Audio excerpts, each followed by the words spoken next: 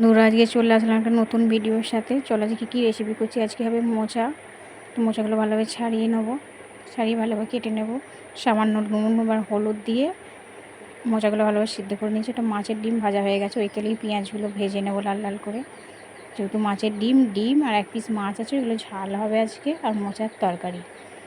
তো এখানে সামান্য লবণ দিয়ে দিলাম, দিয়ে টমেটো, কাঁচা লঙ্কা, সামান্য হলুদ গুঁড়ো, জিরে গুঁড়ো, লঙ্কা গুঁড়ো দিয়ে মশলাটা ভালোভাবে কষে নেবো। সামান্য জল দিয়ে দিলাম। তো মশলা থেকে দেখো বন্ধুরা তেল ছেড়ে গেছে।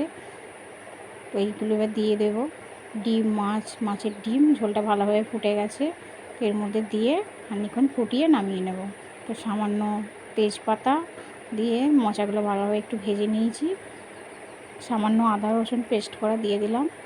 দুটো টমেটো কুচি দিয়ে দিলাম। তো সামান্য হলুদ গুঁড়ো, লঙ্কা গুঁড়ো, জিরে গুঁড়ো, ভাজা মশলা, সামান্য নুন, সামান্য চিনি দিয়ে নামিয়ে নেব। তো আজকে এই দুটো রেসিপি বন্ধুরা কেমন লাগলো অবশ্যই জানাবেন। তো রেসিপি দুটো যদি ভালো লেগে থাকে বন্ধুরা চ্যানেলটি অবশ্যই সাবস্ক্রাইবার করবেন। তো এই দুটি রান্না আপনাদের কেমন লাগলো অবশ্যই জানাবেন বন্ধুরা।